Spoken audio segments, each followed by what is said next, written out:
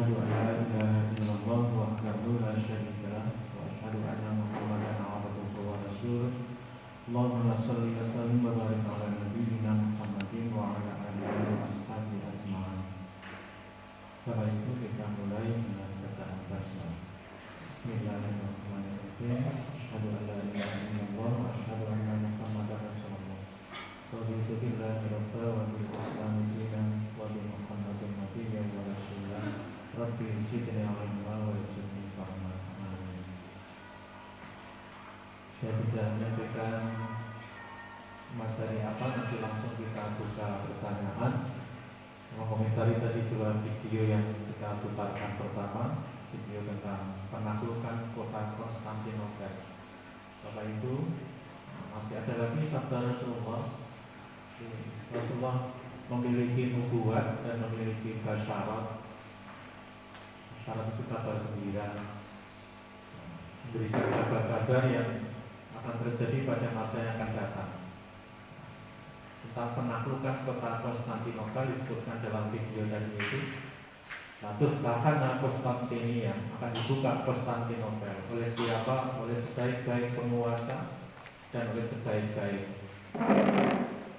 tentara. Bismillah.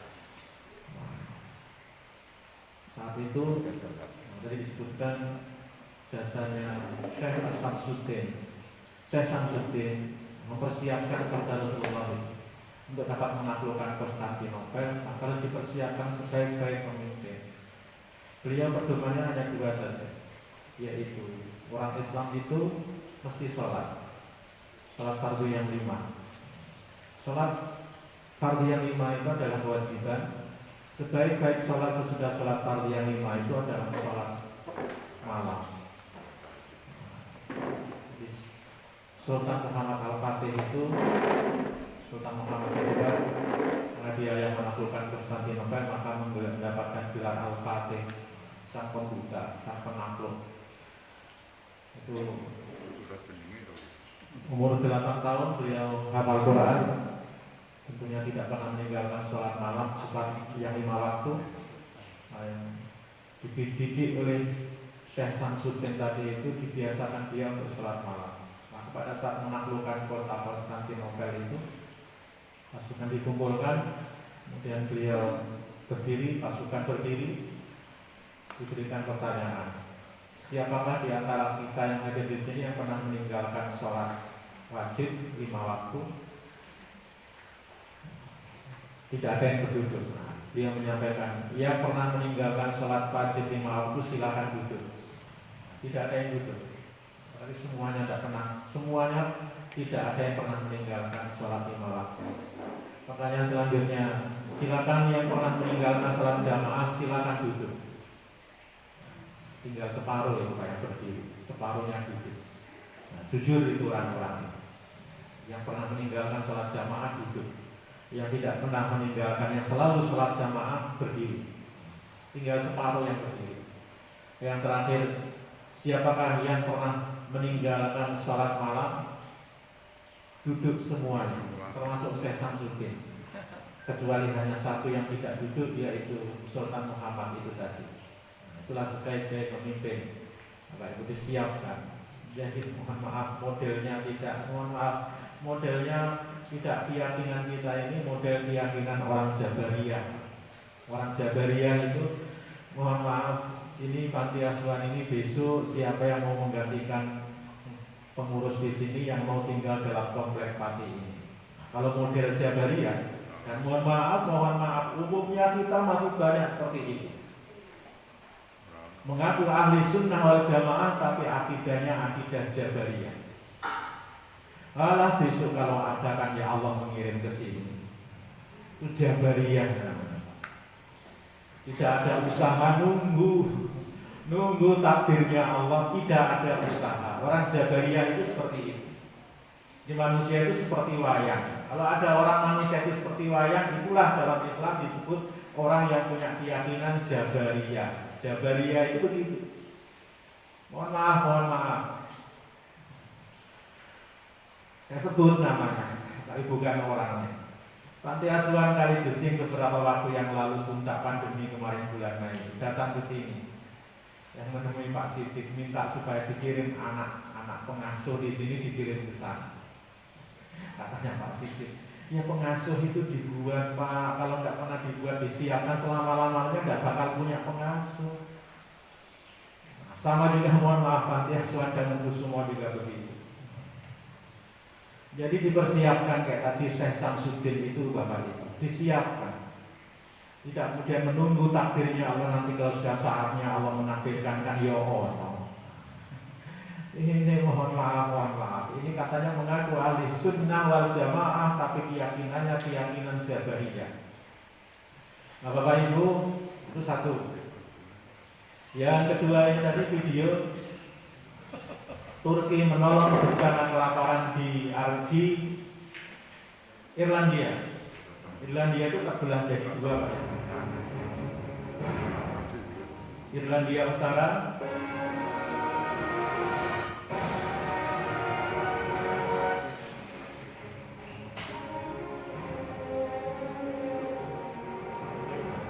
ini dari Turki di sini, dari Konstantinopel tahun 1800 ini kelaparan, bencana kelaparan di Irlandia.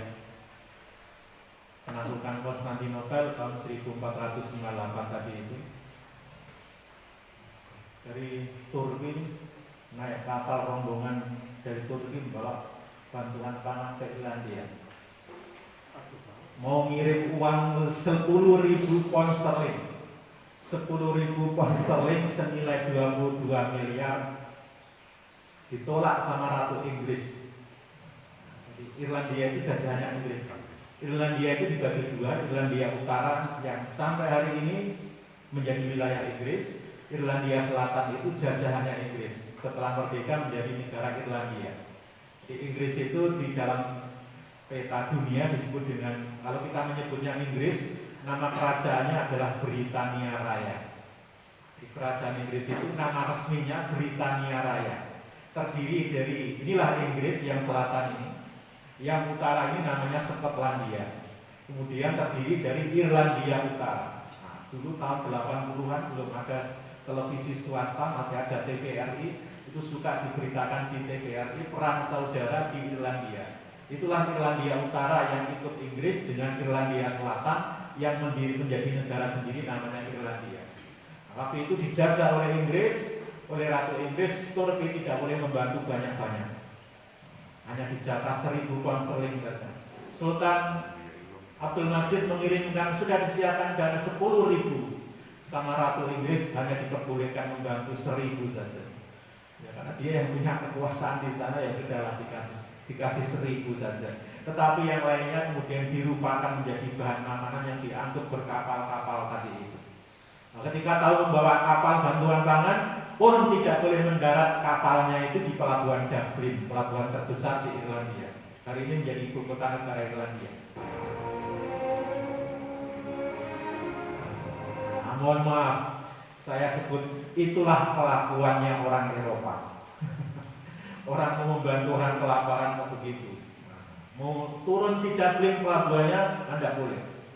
Nah, sembunyi-sembunyilah kemudian Sultan Abdul Majid, pasukan tentaranya tadi yang bawa bantuan pangan itu kemudian menuju pelabuhan kecil di utara yang namanya Drogday. Hari ini masih ada bukti sejarahnya berupa prasasti-prasasti di sana, termasuk tadi simbol sepak bola yang ada di kota Drogday.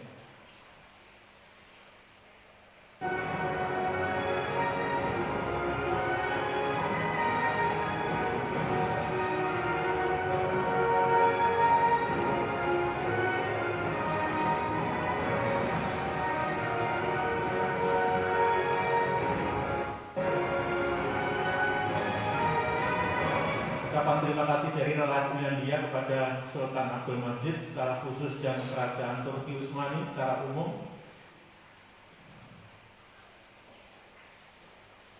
Ditulis di dalam koran The Time. Nah, sampai hari ini juga masih dicetak koran The Time itu. Jasanya Turki menyelamatkan bencana kelaparan di Irlandia. Ucapan terima kasih. Klub sepak bola di kota Braga, mereka agamanya, orang Braga itu agamanya Katolik. Kalau yang Mana yang Irlandia Selatan, yang Irlandia itu agamanya Katolik, kalau yang Irlandia Utara itu ikut Inggris agamanya Anglikan, Kristen Anglikan. Orang Kristen tapi kelak sepak bolanya logonya bintang dan bulan sabit. Itu sebagai kenang-kenangan terhadap jasanya orang Turki yang simbol kerajaannya, benderanya adalah bulan sabit. Kalau ada sekarang orang Eropa mengajari kita toleransi, mengajari kita demokrasi, mengajari kita macam-macam, tidak usah mengajari orang Islam. Lihatlah kelakuan kalian sendiri, sampai hari ini masih seperti itu. Nah, jadi mohon maaf, orang Islam itu kalau memegang ajarannya dengan baik, Bapak Ibu, orang Islam ini menjadi mulia. Orang Islam itu sekali lagi kalau memegang ajarannya maka menjadi mulia. Turki menjadi contoh di muka bumi ini, Pak. Ketika Turki meninggalkan agama menjadi sekuler, jilbab dilarang, azan pakai bahasa Turki. Sehebat-hebatnya sekuler di muka bumi itu ya Turki itu, Pak.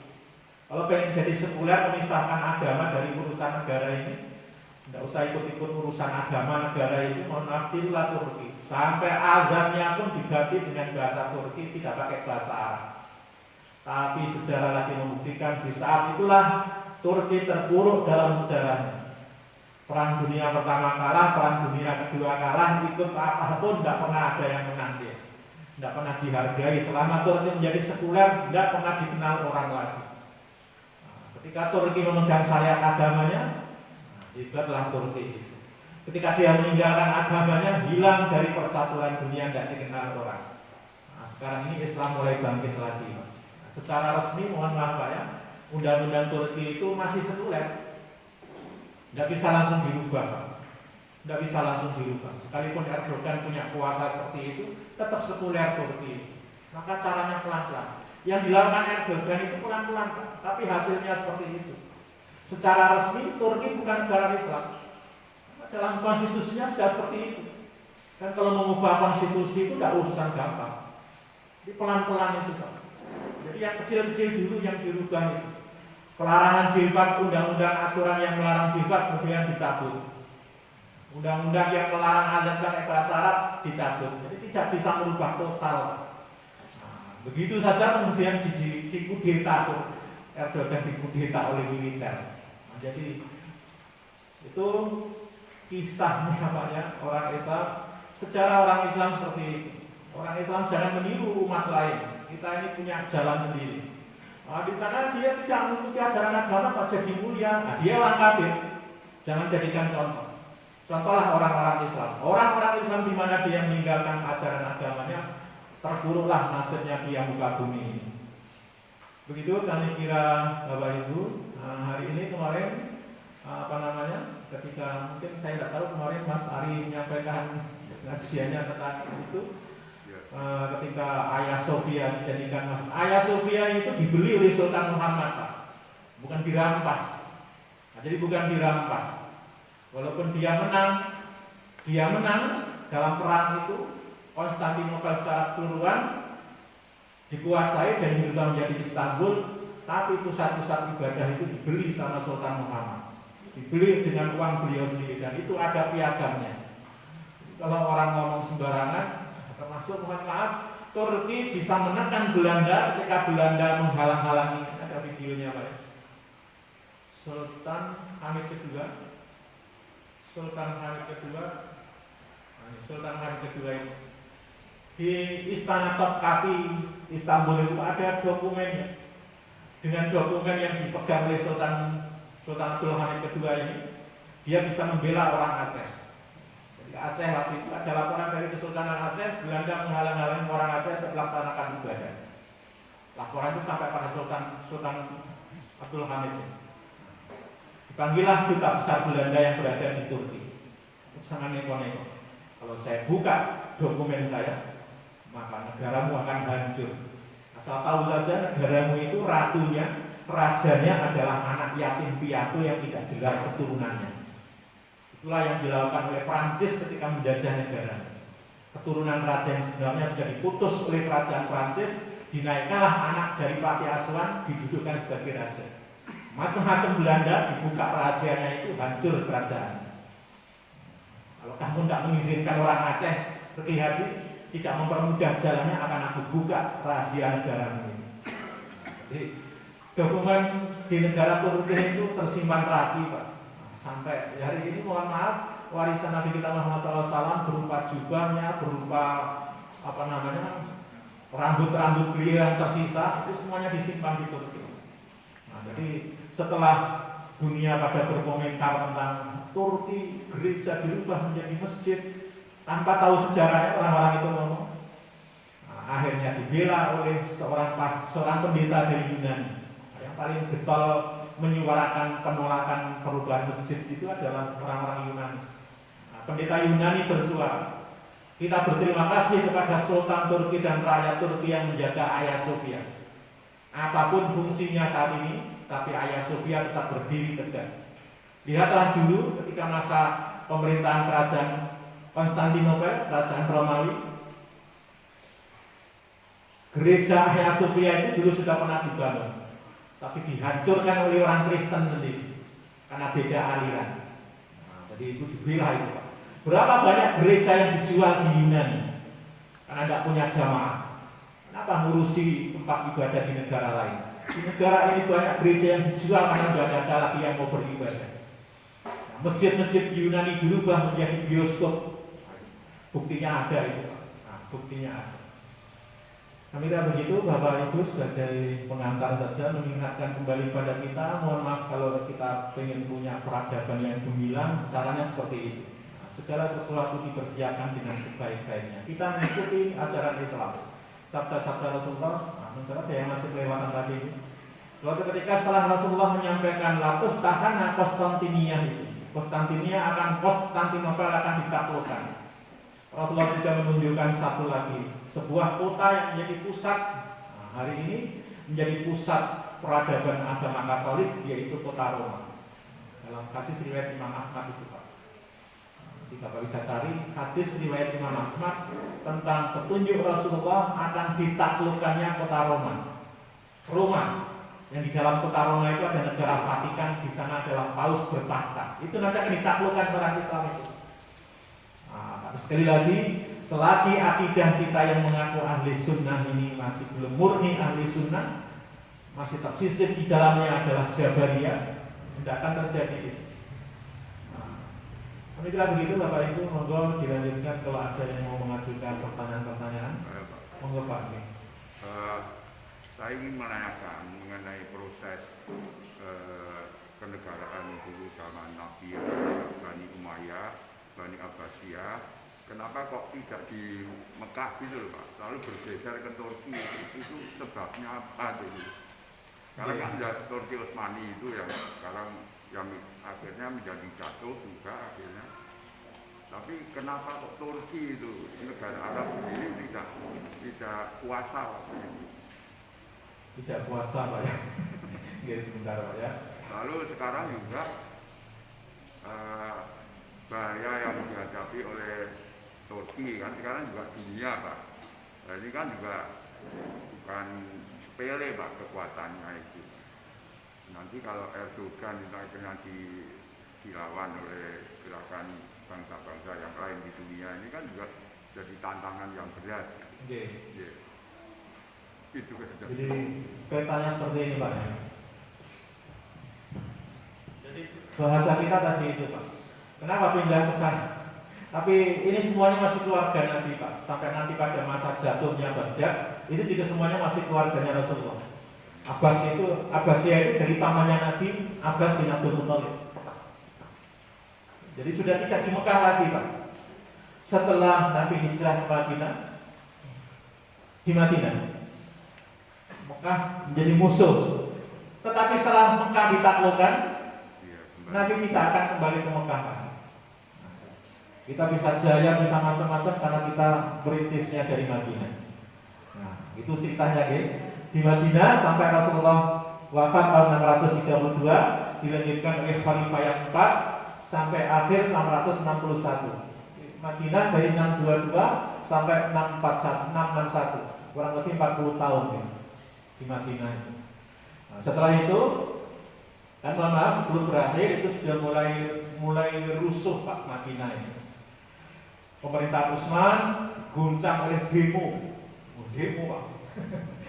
Pak Pak Basiran saksinya sudah tidak ada. Pak Basiran itu Majelis Tarjih wilayah Jawa Tengah, musyawarah tarjih, saya lupa namanya di mana waktu itu tempatnya, memusyawarahkan bagaimana hukumnya demo. Nah, mohon maaf, di tingkat Jawa Tengah, para ulama Muhammadiyah Jawa Tengah mengatakan demo itu tidak bagus. Intinya tidak dianjurkan. Kalau ada orang-orang demo sebaiknya tidak usah ikut. Hukumnya apa? Pokoknya seperti itulah. Tidak dianjurkan, apalagi wajib tidak, sunnah saja tidak. Barangkali hukumnya makruh, tapi bahasa Islam itu tidak menyebut hukum yang 5 itu dari disebut, hanya dikatakan tidak dianjurkan ikut demo. Sejarahnya demo itu selalu mendatangkan mafsadat, mendatangkan kerusakan. Pun sampai Soeharto jatuh itu gara-gara demo, itu pun mafsadat sampai hari ini. Nah, jadi saya masuk Purworejo itu kan tahun 2006, nah, sudah sekian tahun reformasi Pak ya. Jadi reformasi tidak ada hasilnya. Jadi dikatakan oleh ulama-ulama tarjih Jawa Tengah waktu itu, hasilnya demo ini ya pemerintahan, pergantian pemerintahan kalau dipaksakan ya begitu, tidak direncanakan dengan baik. Nah itu Utsman didemo oleh rombongan orang-orang Muslim dari Mesir. Yang demo bukan orang kafir Pak, orang Islam. Dengan alasan Utsman sistem pemerintahannya, cara memerintah dia itu penuh dengan nepotisme. Yang ini dikasihkan sama keluarganya, jabatan itu sama keluarganya. Nah itu penilaian orang Mesir begitu. Singkat kata, kemudian Utsman terbunuh dalam kerusuhan itu, demonya orang Mesir itu.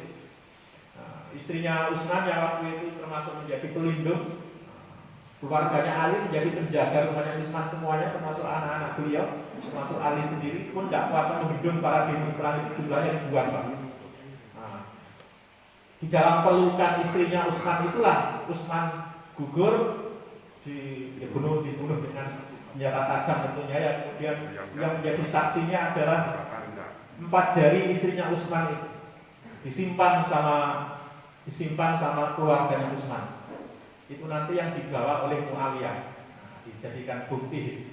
Nah, kemudian Utsman meninggal dunia dalam kondisi ricuh begitu itu, kemudian digantikan oleh Ali. Nah, ricuh lagi Pak. Keluarga Utsman menuntut supaya siapa yang bunuh Utsman ini diadili dahulu, ditemukan siapa dan diadili. Itu Muawiyah membawa 4 jari istrinya Utsman itu. Jari ini belum kering jari ini, 4 jari yang terpotong. Nah, selagi belum kering, keluarga Utsman tidak rela, kok tidak ada keputusan siapa yang membunuhnya.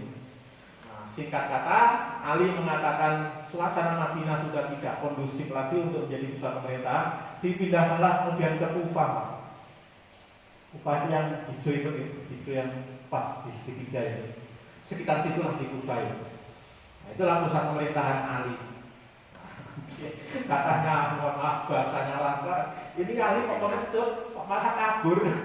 Kalau bahasanya orang sekarang begitu. Istrinya Nabi yang namanya Ibu Aisyah ditambah dengan orang-orang dari Mekah, Abdullah bin Zubair, angkat senjata Pak, naik unta dari Saudi Arabia ke Kufah itu sekarang di Irak Pak, di negara Irak sekarang. Bisa dibayangkan itu Pak. Rombongan dari Saudi Arabia naik unta menuju Irak, tujuannya memerangi Ali. Nah itu gimana itu? Kalau menurut orang ahli sunnah yang sekarang, memberontak pada penguasa yang sah itu adalah bulat itu dihukumi kafir. Nah itu gimana itu? Maka kita tidak boleh mudah-mudah gitu Pak ya, harus dicermati dengan baik. Kenapa Aisyah, kenapa Abdullah bin Zubair itu kok memberontak pada Ali? Nah, singkat kata, perang terjadi, kemudian rombongan orang-orang dari Saudi, kalau sekarang negara Saudi dari Madinah dan dari Mekah ini kalah, tapi tidak dihukum, mereka tidak dipenjara, dipulangkan kembali. Karena Ali masih memegang prinsip-prinsip yang diajarkan Rasulullah. Sebaik-baik sahabat, sebaik-baik muslim itu adalah sahabat-sahabatku. Siapa yang mencela sahabatku, dia adalah mencela saya. Mencela saja tidak boleh, apalagi menyakiti. Maka dikembalikan, diantar pulang. Ibu Aisyah diantar pulang ke Madinah.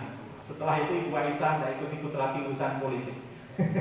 Abdullah bin Zubair pulang ke Madinah, tidak mau ikut-ikut lagi bicara politik. Inilah asal mula sejarah istilah ahli sunnah wal jamaah itu. Ahli sunnah wal jamaah itu adalah istilah dalam masalah akidah, tidak ikut urusan politik. Nanti kalau sudah bicara Khawarij, bicara Syiah itu politik itu Pak. Bukan kelompok yang mendiskusikan urusan agama sebenarnya orang-orang ini. Orang Khawarij, orang Syiah itu gerakan politik. Nah, yang Sunni ini murni gerakan agama. Tapi tidak ikut-ikutan lagi urusan politik. Nah, itu sejarahnya begitu sebenarnya kalau dalam sejarah ilmu kalam itu begitu. Asal mula ahli sunnah itu begitu. Ali akhirnya pun sejarahnya singkat kata kemudian Ali dijatuhkan akhirnya. Nah, dalam perang Siffin itu singkatnya kemudian Ali dijatuhkan walaupun tidak pernah kalah perang Ali, tapi karena lewat diplomasi perjanjian yang penuh dengan intrik-intrik, saya tidak bicara licik Pak ya, karena itu juga sahabat-sahabat Rasulullah juga. Jadi juru bicara Muawiyah itu sahabatnya Rasulullah, Abu Musa al-Asy'ari yang jadi juru bicaranya Ali itu sahabat Rasulullah, Umar Amr bin As yang jadi juru bicaranya Muawiyah yang katanya siasatnya luar biasa. Orang Islam mengatakan licik itu Pak ya. Kita tidak mengatakan licik. Jadi itu sahabat-sahabat Rasulullah. Dengan siasatnya yang luar biasa Muawiyah, akhirnya Ali bisa diturunkan tanpa lewat proses kudeta. Akhirnya naiklah Muawiyah pusat pemerintahan. Jadi waktu itu Muawiyah sudah tinggalnya di utara itu Pak, di atas angka 1 ini. Nah, Muawiyah tinggalnya di sini. Muawiyah itu adalah keluarganya Utsman. Dia pindah ke Damaskus karena dia ditugaskan oleh Utsman waktu itu untuk jadi pegawai di Damaskus, mendapatkan sebuah jabatan di sana. Nah, kemudian berdirilah kerajaan Bani Umayyah.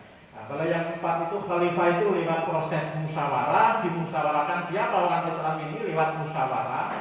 Ketika Utsman gugur, kemudian tokoh-tokoh sahabat Rasulullah itu juga bermusyawarah menunjuk Ali. Nah, setelah Ali meninggal dunia, kerajaan Umayyah ini sudah murni kerajaan, tidak lewat proses musyawarah tapi turun temurun. Nah, jadi sejarahnya begitu. Sudah tidak di Madinah lagi.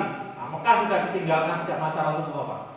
Di Madinah, kemudian Muawiyah ini, Bani Umayyah ini.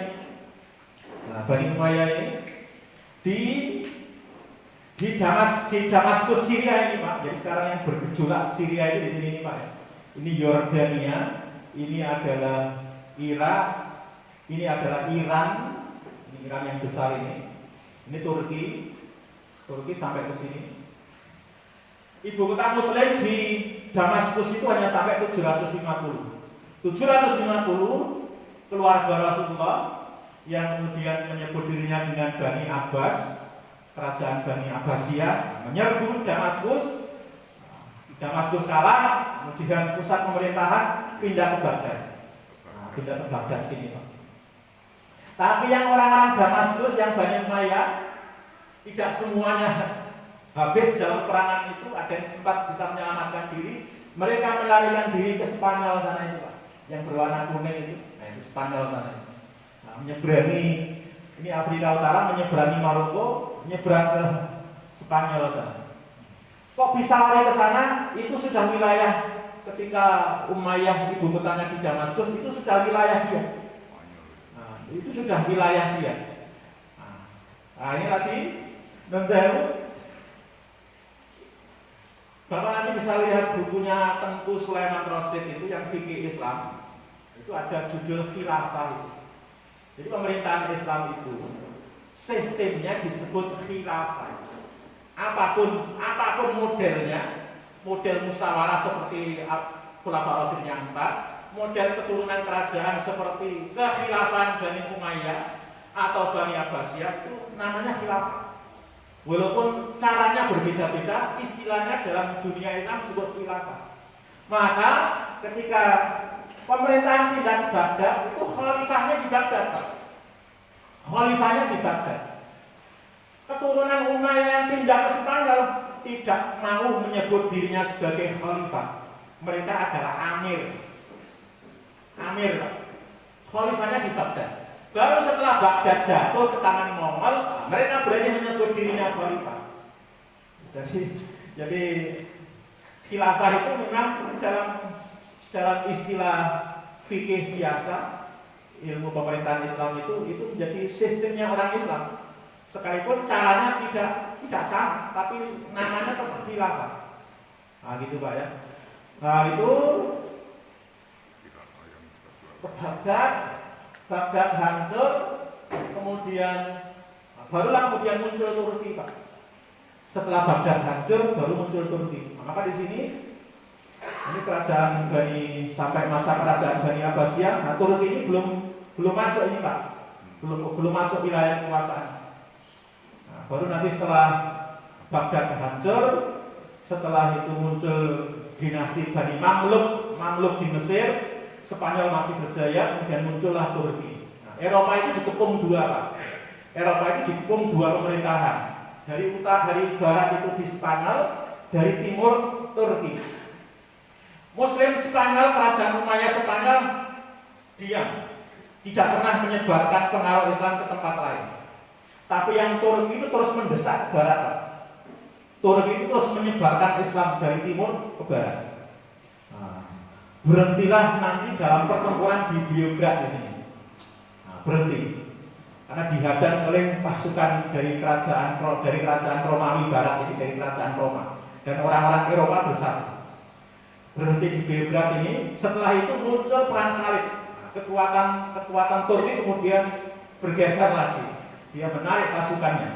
Nah, gitu ceritanya, Pak. Akhirnya sampai pada masa puncak kejayaannya di sini, kemudian Spanyol direbut kembali oleh orang-orang Katolik dan orang-orang Islam diusir dari Spanyol. Nah, begitu sejarahnya, Pak, ya. Termasuk, mohon maaf, yang ikut punya andil menggerogoti kekuasaan Turki itu orang-orang Saudi Arabia. Nah, itu di antara sejarahnya. Maka orang-orang yang anti HTI, orang-orang anti HTI dalam hal melawan HTI, mereka bersahabat dengan Saudi Arabia. Nah, di dalam pengajian-pengajian mereka suka mengubarkan pengajian yang orang-orang Salafi Wahabi, tapi dalam hal melawan HTI, mereka beranggulan dengan orang-orang yang itu pengikutnya Muhammad bin Abdul Wahab. Jadi gubernur Turki ketika yang waktu itu yang puncak kekuasaan Turki sampai Turki jatuh itu, ketika itu gubernurnya di Turki adalah Said Hussein, didudukkan di kota Mekah sebagai pusat pemerintahan. Kemudian pengikutnya Muhammad bin Abdul Wahab memberontak pada Turki, diusirlah Said Hussein dari Mekah itu. Kemudian dia berkedudukan di Baghdad. Dari sana dia kemudian diusir juga. Akhirnya kemudian pulang kembali ke Turki. Setelah itu kerajaan Turki dihapuskan dari sejarah dunia. Sejarahnya kan begitu, Pak. Itu sudah masa penjajahan kerajaan Inggris gitu. Inggris menjajah hampir semua negara di Timur Tengah itu. Kalau yang bagian Afrika Utara jajahnya Prancis, itu mana bekerja sama dengan para penjajah orang-orang itu untuk mengusir Turki. Hari ini juga ramai, Pak, di Timur Tengah itu kubu, ini kubu-kubuan gitu. Kubu-kubuan, nah ini PR besar, Pak, ya. Orang Islam nggak mau bersatu, PR besar. Libya itu terbelah. Libya itu negara yang nggak punya pemerintahan. Sampai hari ini setelah Muammar Gaddafi jatuh, Libya nggak punya pemerintahan yang resmi. Pasukan dan para pejabat mantan pejabat yang lalu terbelah. Ada yang didukung Saudi Arabia plus Mesir, ada yang didukung oleh Turki. Oh, itu berhadapan-hadapan itu. Tapi mohon maaf, sampai hari ini faktanya pasukan yang didukung oleh Turki itu lebih berjaya dibandingkan yang didukung oleh Mesir. Itu ceritanya, Pak. Monggo yang lain, ini sejarah masa lalu. Monggo. Saya mau tanya apa yang dimaksud dengan nikah siri. Sebab banyak itu yang Oke. nikah siri. Apa yang dimaksud dengan nikah siri? Nikah siri. Apakah yang dimaksud dengan nikah siri? Nikah siri itu nikah yang tidak dicatatkan di KUA. Itu nikah siri itu gitu. Hukumnya seperti apa? Majelis Ulama Indonesia menyampaikan nikah siri hukumnya haram. Nikah siri hukumnya haram. Nah, dulu waktu Mas Ekon nikah itu, Mas Subur dari Piturut, saya suruh baca buku tentang kitab nikah itu bagian awal.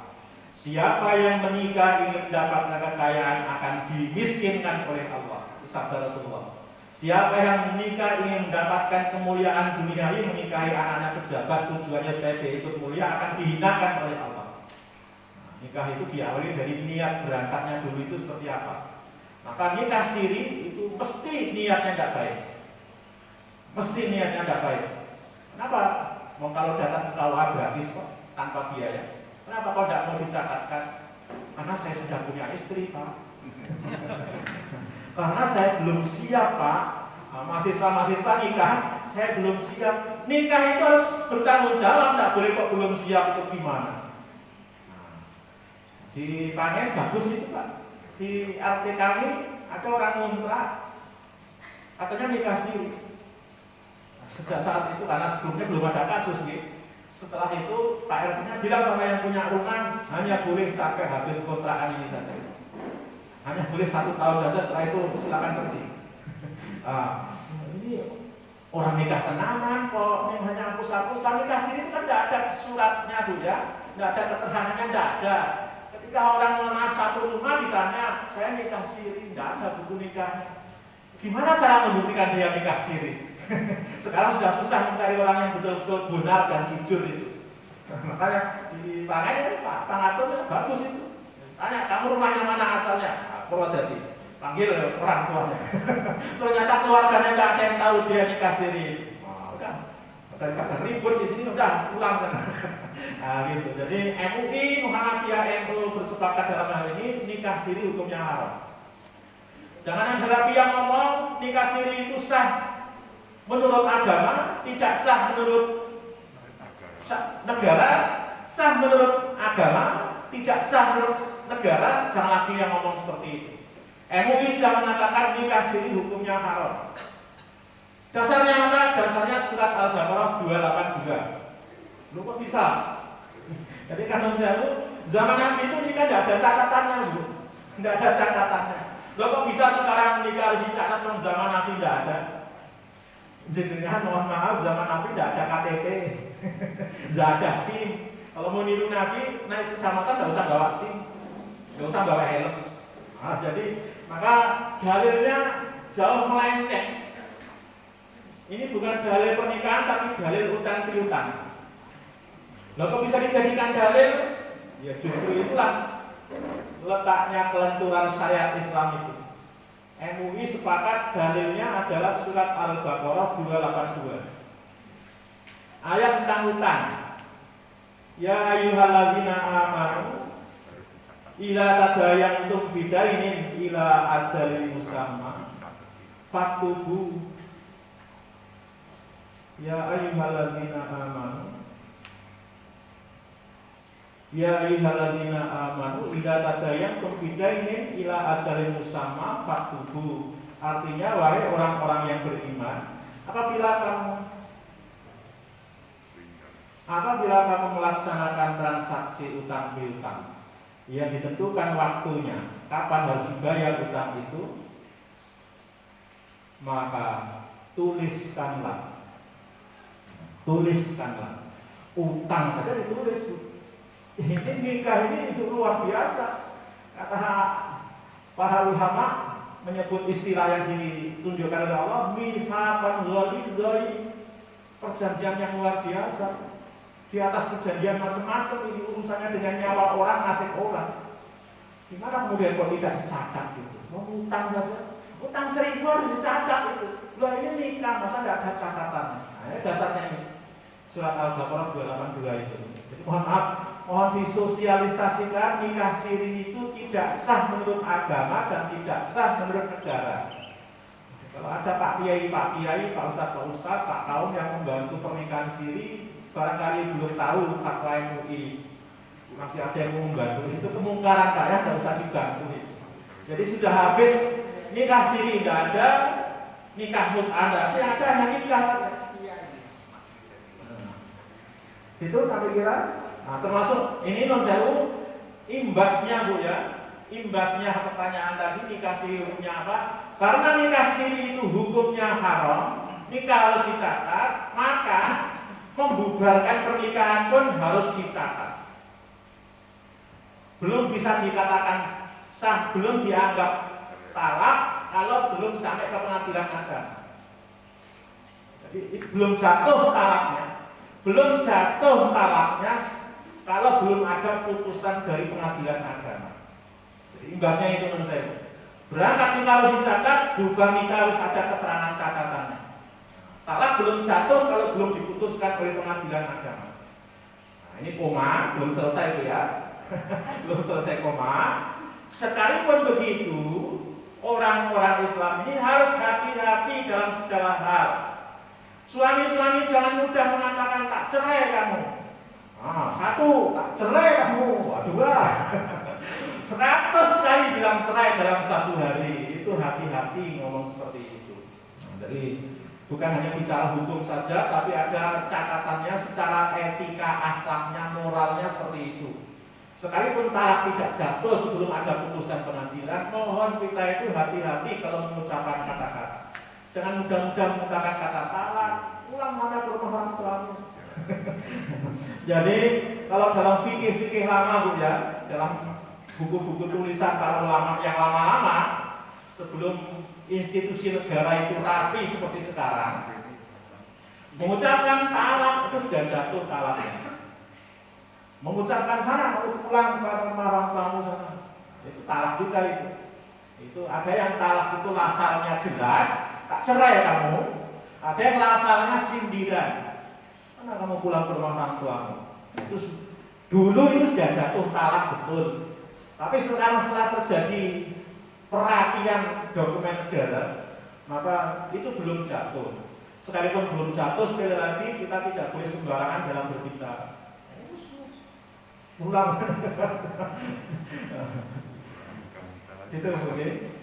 Nah, sekarang yang saya ya di panti asuhan ini di sini, alhamdulillah semoga ke depan tidak lagi seperti itu. Jadi anak-anak datang ke sini itu untuk saya membawa badan saja, tidak punya akte kelahiran, mau diuruskan akte kelahirannya harus ditunjukkan buku nikah orang tuanya. Ditanya ke keluarganya, tidak ada juga buku nikahnya. Seperti itu. Mohon maaf ini, mungkin ibu bapak ada yang pernah mendengar kasus di Bedeng di belakang rumah sakit Aisyah. Ada kasus ibu-ibu yang mohon maaf, apalah nggak tahu, pokoknya sekarang kasusnya berhubungan dengan hukum. Ibunya itu sekarang masuk penjara. Mananya taruh sini. Siapa yang taruh sini? Dinas sosial. Akhirnya ya karena dinas sosial yang antar, nanti selanjutnya dinas sosial yang bantu kita pun. Tapi urusannya ya kasihan, ngumpetin. Mau sekolah, dinas sosial yang nguruskan. Ya kita menjadi dampingi dinas sosial. Tidak punya akte nikah, tidak punya akte kelahiran, tidak punya ya dinas sosial yang ngurus. Jadi sekolah ya nggak bisa. Uang itu harus lewat internet, harus di scan, di fotokopi akte kelahirannya. Ya repot jadinya. Nah, jadi yang demikian itu efeknya, tidak punya akte kelahiran, tidak bisa sekolah, akte kelahiran harus dibuatkan berdasarkan buku nikah orang tua. Yang punya akte kelahiran saja saya daftarkan anak saya, Pak. Anak saya ya sudah saya buatkan akte begitu lahir dulu. Begitu lahir adiknya, kakaknya harus diperbarui. Anak baru masukkan ke kakak. Kakak yang terbaru ini usianya belum setahun. Begitu saya masukkan anak yang ke sekolah itu, dibilang sama internetnya itu, ini kakak ditolak belum 1 tahun. Yang punya kakak aja masih bersama masalah itu. Kakak tidak punya, surat nikah tidak ada, tidak bisa buat akte kelahiran. Nanti selanjutnya itu kan terus begitu digunakan data-data itu. Oleh karena itu maka mohon maaf MUI dan bukan hanya seorang 2 orang, itu lintas ormas memutuskan nikah siri, hukumnya tidak boleh, hukumnya haram. Nanti kan begitu. Untuk Arif, mohon Mas, gitu. Saya mengaitkan sejarah Islam tadi dengan yang di Nusantara. Okay. Nusantara ini kan kerajaan-kerajaan yang dipimpin oleh sultan. Itu saya dapat informasi bahwa seluruh sultan di Nusantara itu adalah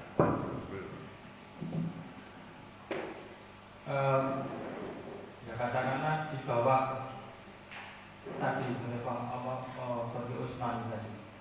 Jadi sebetulnya mereka itu bagian dari wilayah Islam.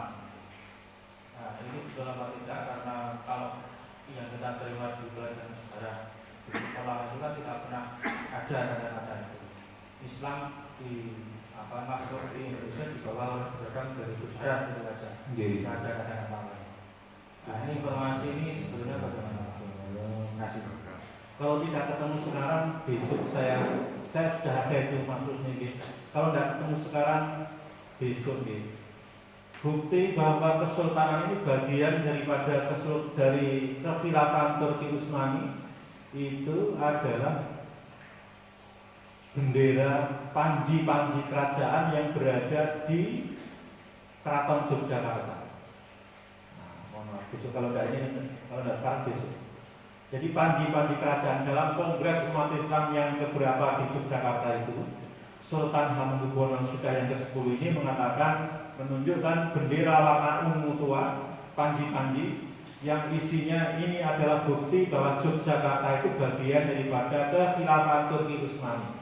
Panji-panji ini asalnya dari Keraton Demak, kemudian dibawa pindah ke Pajang, Demak diganti Pajang, Pajang diganti dengan Mataram kuno, Mataram Islam kuno Sukawijaya itu, sampai pada masa Sultan Agung sebelum pecah jadi dua Surakarta Yogyakarta, terakhir yang mewarisi Yogyakarta. Beliau mengatakan kita mendapatkan gelar Sultan itu dari Turki Utsmani dengan gelar Khalifatullahi fil Ardi, Khalifatullahi fil Ardi. Tanah Jawa, bahasa Jawanya begitu. Khalifatullah yang ditugaskan oleh Sultan Turki sana yang ditugaskan di tanah Jawa. Sultan Hamengkubuwono ingkang kaping 11 Khalifatullah Abdurrahman Sayyidin Panatagama. Nanti terakhirnya itu tanah Jawa begitu. Nah, begitu kisahnya. Karena saya ini yang besok kita ini nih. Nah, mumpung belum lupa Pak ya. Ini Indonesia Timur ini Pak. Luwu yang kemarin banjir besar itu kesultanan Pak, kerajaan Islam itu. Kedatuan Luwu namanya, ini masjid kunonya, Ternate itu menduduki semua wilayah-wilayah Sulawesi yang tidak ada kesultanannya, itu wilayah Ternate. Manado, kemudian Sulawesi Tengah, kemudian Gorontalo sekarang, kemudian Sulawesi Tenggara itu miliknya Ternate. Ternate itu di pulau kecil Pak, pulau kecil sekali Ternate. Ini tadi tidur. Nah, kemudian yang sebab ini Kedatuan Tibet, bangunan baru ini Pak, Keraton Tibet. Kalau kita tidur itu sekarang Kota Madya, satu pulau kecil, satu kota ya, Purworejo begitu. Hanya terdiri dari 3 kecamatan itu satu pulau, jadi Kota Madya. Wilayahnya Tidore itu sampai Papua salah seluruh itu Tidore. Nah, jadi kalau ada orang neko-neko dengan orang Islam, orang yang punya latar belakang tidak Islam, agamanya tidak Islam, sekarang ini kok mengatakan Islam itu tidak punya peran di negeri ini. Maka orang mengatakan Indonesia itu menjadi sebuah negara karena sedekahnya para sultan. Yogyakarta sedekah kepada Soekarno, tak sedekah wilayah. Wes PM wilayahku sak rakyatku PM. Opeh nono. Surakarta tahun 48 sama. Surakarta waktu itu mengusulkan juga menjadi daerah istimewa Surakarta, DIS, tapi kemudian keburu ada pemberontakan PKI, patihnya kemudian dibunuh oleh PKI, atau sebenarnya pertanyaannya Pak Daruni.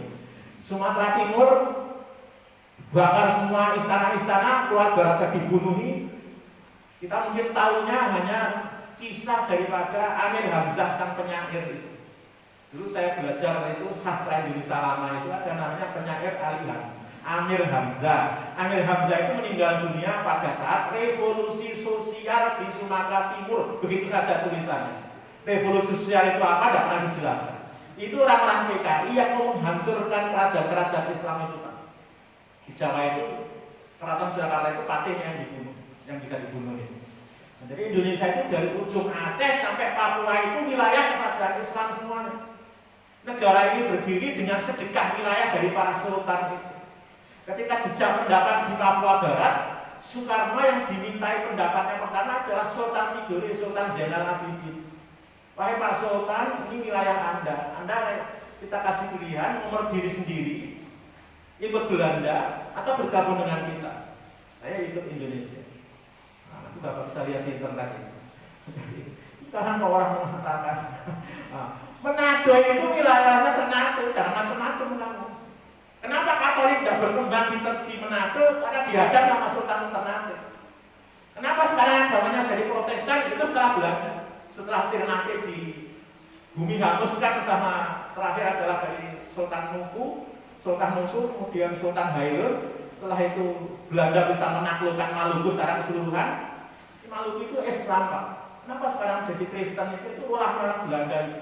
Dipaksa jadi orang Kristen mereka. Nah, termasuk kenapa Islam? Kenapa Kristen Protestan sampai ke Manado itu setelah lepas dari kekuasaan Ternate.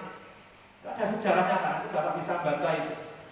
Di Sulawesi Utara itu setelah pisah Gorontalo keluar dari Sulawesi Utara menjadi provinsi sendiri, gubernur pertama kali Fadel Muhammad, Muslim semuanya Gorontalo. Tidak ada Gorontalo kok Kristen itu. Sulawesi Utara tinggal separuh kecil wilayah. Yang separuh itu masih ada kerajaan Golaan Mongondo. Itu kerajaan Islam itu.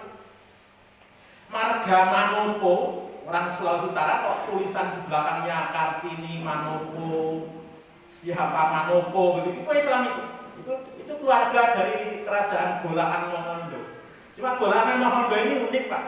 Kalau nanti kita lihat di internet itu kerajaan Islam Golaan Mongondo, itu rajanya itu namanya Cornelius. Tapi itu Islam semuanya, Pak. Nah, ini tidak tahu gimana dulu sejarahnya kok namanya bisa seperti itu. Jadi yang Kristen di Maluku Sulawesi Utara itu tinggal sebagian saja, Pak. Cuma jumlah penduduknya memang banyak yang Kristen itu, Pak. Wilayah Islam itu secara geografi itu luasnya lebih luas, tapi penduduk yang Islam itu kalah dengan yang Minahasa. Minahasa itu sedikit penduduknya, apalagi wilayahnya kecil tapi penduduknya banyak sekali. Nah, sama menurut saya nanti kalau kita baca sejarah perang Batak Sisingamangaraja, kenapa Sisingamangaraja mengangkat senjata kepada Belanda? Karena salah satunya ada perjanjian. Belanda boleh mendirikan kantor dagang di wilayah tanah Batak asalkan tidak menyebarkan agama. Maka kemudian ketika dia mendirikan gereja menyebarkan agama, angkat senjatalah Sisingamangaraja itu. Nah, hari ini yang tanah Batak yang sebelah selatan namanya Batak apa? Mereka tidak mau disebut orang Batak, Pak ya. Mereka menamakan dirinya yang marga Sirga, Haraha, Nasution. Nah, itu mereka tidak mau disebut dengan orang Batak. Mereka membuat suku sendiri namanya Mandailing. Kalau di buku sejarah Batak itu ada Batak Toba, Batak Karo, Batak Simalungun, Batak Dairi. Ini Batak Mandailing. Mereka tidak mau lagi disebut namanya Batak. Kami orang Mandailing. Nah, itu yang suku-suku Muslim itu. Nah, ada namanya Kabupaten Madinah ini, Pak. Dari Mandailing itu ada namanya Kabupaten Tapanuli Selatan, Tapanuli sebagian Tapanuli Tengah, kemudian ada kota Sibolga, kota Padang Sidempuan, kemudian ada Kabupaten Madinah. Madinah itu singkatan daripada Mandailing Natal. Ada nama kota pelabuhan Natal, kemudian nama kabupaten lamanya namanya Kabupaten Mandailing. Nah, jadi begitu kisahnya, Pak. Mohon maaf. Ini Indonesia Timur gitu. Nah, ini kemarin Pak Daromi mempertanyakan masalah akan Universitas Muhammadiyah Sumatera Utara mempelopori akan dibangunnya pusat Islam Melayu di Medan. Museum Melayu. Itu di Melayu. Iya. Museum Melayu. Itu dulu Rio yang punya proyek itu, Pak, tapi tidak berlanjut. Rio sebagai pusat, kalau Aceh jelas nih, warisan-warisan kerajaan Aceh. Ini Taman Sari namanya gunungan, Pak, di kota Banda Aceh itu ada kompleks istana dan Taman Sarinya. Kayak di Yogyakarta itu istana air. Nah, ini namanya gunungan. Sebuah bangunan di kompleks Taman Sari. Ini Istana Delhi. Ini bangunannya masih tegak ini, Pak. Kesultanan Delhi. Ini foto zaman lama. Ini dibangun, setelah itu dibangun Masjid Raya. Ini bagian, nah ini Masjid Raya. Ini Masjid Raya ini, Pak. Kalau Yogyakarta Masjid Kaumannya ini yang dibangun oleh Sultan Delhi. Ini berhadapan-hadapan dengan Istana Maimun di seberangnya sana. Nah, ini masjid di Medan. Nah, ini yang dibakar hangus sama orang-orang PKI ini, Pak. Kesultanan Langkat. Istananya sudah tidak ada, dibakar sama orang-orang PKI. Revolusi sosial tahun 47-48 itu. Nah, ini Istana Amadzinnya, Masjid Kerajaan Langkat di Sumatera Utara, Masjid Raya Aziziyah. ini kerajaan Langka. Ini di Pagaruyung, ini dibakar Belanda, ini duplikatnya Pak ya. Ini juga sejarah kita gelap ini Pak. Di sejarah-sejarah nasional itu, perang Padri itu perang antara orang agama dan orang adat. Tetapi akhirnya di akhir perang itu orang adat bersatu. Itu yang tidak ada dalam buku sejarah. Mereka merasa ya, diakali saja sama orang Belanda. Nah, akhirnya setelah Sultan Alam Bagagarsa ikut bergabung dalam perang Padri itu melawan Belanda, sultannya ditangkap, kemudian istananya dibakar, dia dibuang ke Cianjur. Itu juga tidak ada dalam sejarah itu. Ini istana baru, duplikatnya. Nah, ini istana Siak Sri Indrapura di Riau. Ustaz Abdul Hamid, Ustaz Abdul Somad ceramah kemana-mana. Riau itu bukan kerajaan kaya zaman dulu, minyak belum ditemukan. Tetapi ketika Indonesia merdeka, Sultan Syarif Qasim yang sekarang namanya dijadikan nama lapangan terbang dan nama Universitas Islam Negeri, Sultan Syarif Qasim kedua menyerahkan istana dan seluruh wilayah kerajaan Siak yang meliputi Provinsi Riau dan Provinsi Riau Kepulauan sekarang ini beserta uang yang nilainya kalau dirupiahkan 1.000 triliun waktu itu diserahkan pada Pak Karno sebagai modal untuk negara Indonesia yang baru. Jadi kita dapat sedekah dari para sultan itu. Siak Sri Indrapura. Ini gedung, kalau sekarang ini gedung Mahkamah Agungnya Pak, masih ada semuanya. Perangkat kerajaan di Siak itu masih utuh. Nah ini Bapak kalau pernah mendengar Raja Ali Haji Gurindam 12, nah disinilah asalnya. Kerajaan Riau Pulau Penyengat. Nah, kalau tadi Siak Sri Indrapura itu Riau daratan, kalau ini Riau Kepulauan, Raja Ali Haji. Raja Ali Haji itu keturunan Bugis Pak. Jadi kalau di Riau ada orang kok namanya Raja, itu orang Bugis. Pernah ada yang jadi ketua DPR Riau itu namanya Raja Wan Hamid. Itu orang keturunan Bugis. Ini Sultan Riau di Pulau Penyengat. Nah, semuanya Islam kita itu. Ini yang relatif masih utuh. Ini bangunan-bangunan yang sudah tidak terurus. Ini katanya gudang mesiu dulu. Gudang mesiu tempat Sultan menyimpan amunisi. Nah, ini sudah hancur ini Pak. Ini bangunan baru. Ini di Riau Lingga. Dulu asalnya hanya tinggal tersisa tangganya ini. Kerajaan Riau Lingga, Islam Riau Lingga itu sudah hancur juga, dihancurkan Belanda. Nah, tinggal tersisa pondasi-pondasinya ini. Nah, sekarang dibangun lagi supaya generasi muda tahu di situ dulu pernah ada kerajaan. Ini pulau kerajaan Pelalawan juga sudah tidak ada. Ini duplikatnya saja. Di Indragiri ini Masjid Agung Kesultanan Palembang, maka bangunannya tidak dirubah Pak ya. Sekalipun menambah bangunan baru, tapi bangunan lama tidak boleh dirubah. Ini warisan purbakala ini. Istananya, kompleks istana kerajaan Palembang berada dalam kompleks benteng kutub besar ini. Sultan Mahmud Badarudin. Nah, begitu kisahnya. Ini tidak banyak orang tahu yang begini-begini. Kalau panjenengan mengamati sejarah, di Sumenep itu ada makamnya Pangeran Diponegoro. Oh, itu bingung itu. Orang Jawa juga bingung, orang Madura juga bingung. Yang ahli sejarah pun bingung. Ahli sejarah bingung Pak. Sampai yang dari Bandung itu, dari Universitas Jajaran Bandung itu yang menulis buku Api Islam itu bingung juga. Kok ada makam Diponegoro di Sumenep itu? Yang bisa menjelaskan adalah keturunan Diponegoro yang sekarang tinggal di Yogyakarta. Jadi Diponegoro itu bukan hanya nama satu orang, nama banyak orang itu. Jadi nama banyak orang. Yang Diponegoro di Sumenep itu Diponegoro ketiga. Jadi cucunya Diponegoro. Jadi setiap generasi Diponegoro itu harus ada yang namanya Diponegoro. Diponegoro dibawa ke Makassar, kemudian punya anak, ada perempuan laki-laki, salah satu yang laki-laki dinamakan Diponegoro. Itu Diponegoro kedua. Nah, yang di Sumenep itu Diponegoro ketiga. Itu lari ke Sumenep karena terus bergerilya, akhirnya pasukannya terdesak, kemudian dia lari ke Sumenep. Ya, Bapak, kalau ini sejarahnya bagaimana kok Pulau Lombok bisa jadi Islam itu juga banyak. Dari mana itu dakwahnya? Itu dari Madura itu. Dari Madura, orang Madura berhadapan dengan orang Bali itu luar biasa perjuangannya Pak, mengislamkan Pulau Lombok itu. Maka Lombok, Bali ini dikepung mulai Islam Pak. Di utara itu, Bapak kalau lihat peta, di atas Pulau Bali itu ada pulau seperti Pulau Sulawesi. Itu terdiri dari 3 kecamatan milik Kabupaten Sumeneb itu namanya Pulau Kangean. Itu Islam semuanya. Ini Keraton Sumeneb Pak ya. Ini Keraton Sumeneb, ini pendopo depan. Kalau di Jogja mungkin Pagelaran. Nah, ini istana komplek Keraton Sumeneb ini Pak.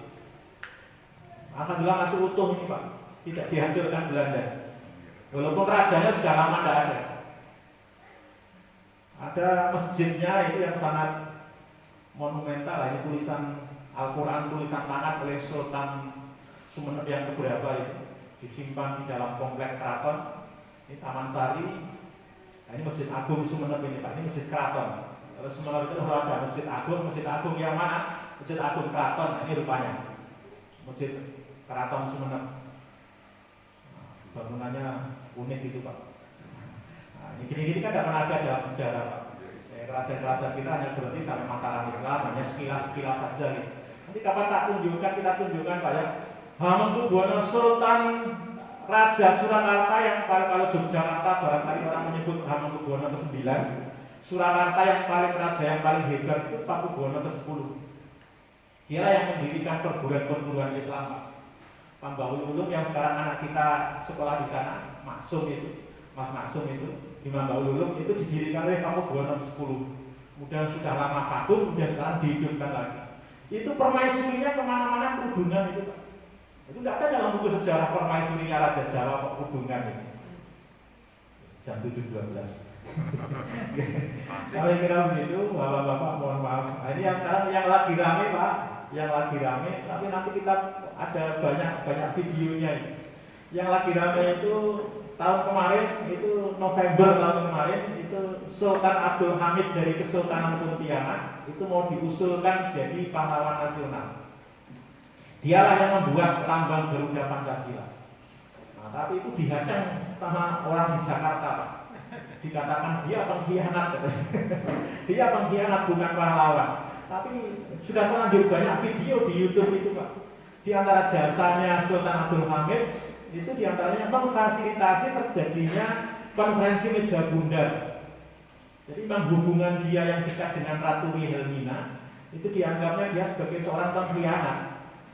Padahal Indonesia mengadakan perjanjian meja bundar itu bisa terselenggara karena fasilitasi Sultan Abdul Hamid itu, dia menghubungkan dengan Ratu Wilhelmina diantaranya. Demikian sekian Bapak Ibu, mohon maaf ada hal-hal yang kurang, kami mohon maaf. Kita akhiri dengan bacaan hamdalah. Alhamdulillahirabbil alamin, subhanakallahumma wa bihamdika, asyhadu an la ilaha illa anta, astaghfiruka wa atubu ilaik. Assalamualaikum warahmatullahi wabarakatuh.